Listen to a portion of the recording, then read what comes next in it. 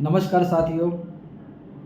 आज मैं आपको एक मोरल स्टोरी सुनाने जा रहा हूँ जिसमें अपने काम को प्राथमिकता देने का संदेश छुपा हुआ है। एक खेत में हंस ने अपने अंडे रखे। जैसे जैसे खेत बड़ा हो रहा था वैसे ही हंस के बच्चे बड़े होते जा रहे थे। फसल जब पकने को आई तब हंस के बच्चे और सयाने बड़े हो गए थे। एक दिन किसान जो खेत मालिक था वो खेत पर पहुंचा और देखा कि फसल पक चुकी है। इसकी कटाई करने के लिए अपने भाई से बोलता हूँ कि कल आके इसकी कटाई करे। हंस के बच्चों ने किसान की सारी बात को सुना। शाम के वक्त जब हंस घोंसले पे आया, बच्चों ने सारी बात किसान की सुना दी। हंस ने जवाब दिया, कोई बात नहीं, आप यहीं पे रहो, वक्त आने पर बताता हूँ। दूसरे दिन फिर किसान आया और उसने कहा कि मैंने अपने भाई को बोला था कि फसल की कटाई करे, लेकिन उसने कटाई नहीं किया। कल मैं अपने चाचा को बोलता हूँ, वो कटाई करेगा।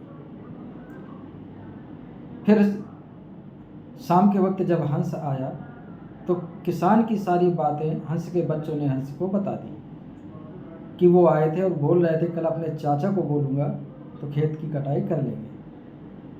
हंस ने कहा, कोई बात नहीं, आप यहीं रहो, वक्त आने पर बताता हूँ।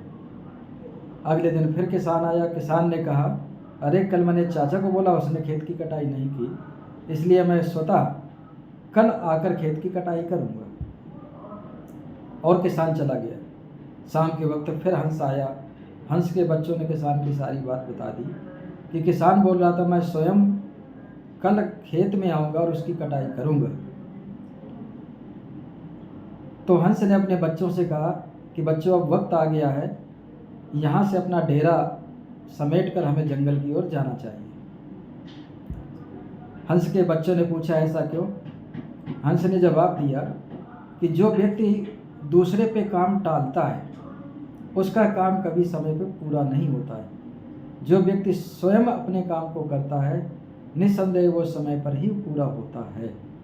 इसलिए अपने काम को स्वतः करना चाहिए, दूसरे पे नहीं टालना चाहिए। यही एक मोरल स्टोरी का संदेश है। धन्यवाद।